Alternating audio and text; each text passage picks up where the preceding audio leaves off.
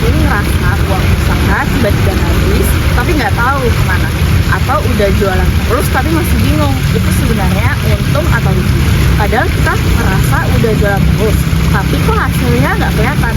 Nah, hal-hal seperti itu sebenarnya berkaitan dengan manajemen keuangan. Manajemen keuangan adalah proses merencanakan, mengatur, dan mengendalikan keuangan agar tujuan usaha bisa tercapai. Manajemen keuangan itu penting banget karena kita jadi tahu berapa modal yang dibutuhkan, bagaimana cara mengatur pengeluaran, dan juga bagaimana menghindari kerugian.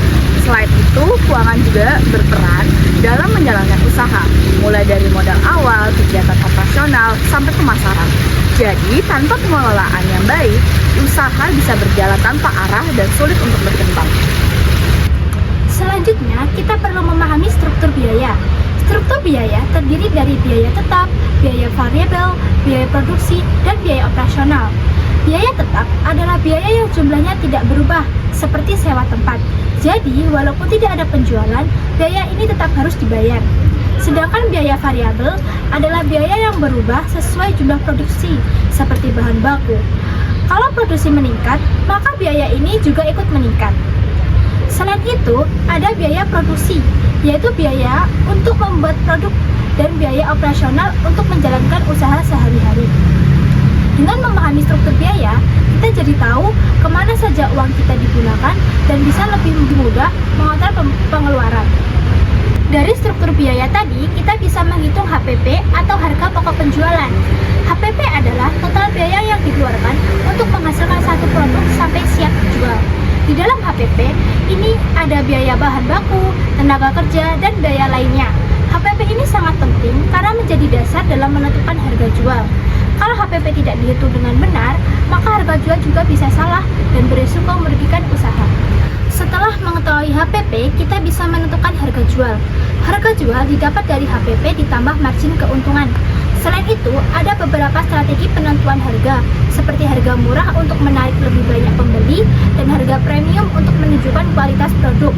Jadi, harga jual harus ditentukan dengan tepat agar usaha bisa tetap berjalan dan menghasilkan keuntungan.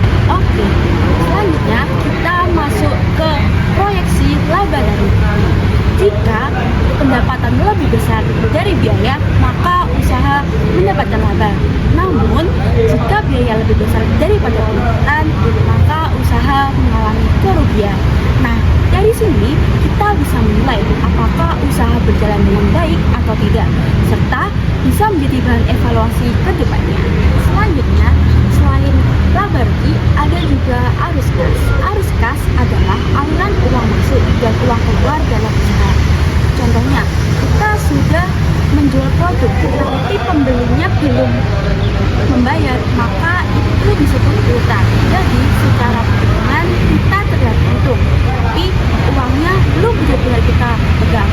Nah, karena itu arus kas sangat penting agar usaha kita memiliki uang untuk menjalankan kegiatan operasional sehari-hari.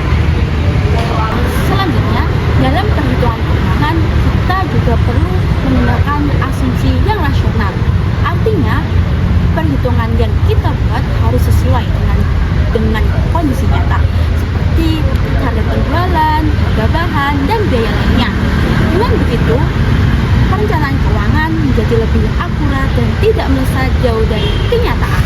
Jadi, manajemen keuangan itu saling berhubungan, mulai dari struktur biaya, HPP, harga jual, hingga laba dan arus kas. Dengan pengelolaan keuangan yang baik, usaha bisa berjalan lebih terarah, efektif, dan berkelanjutan.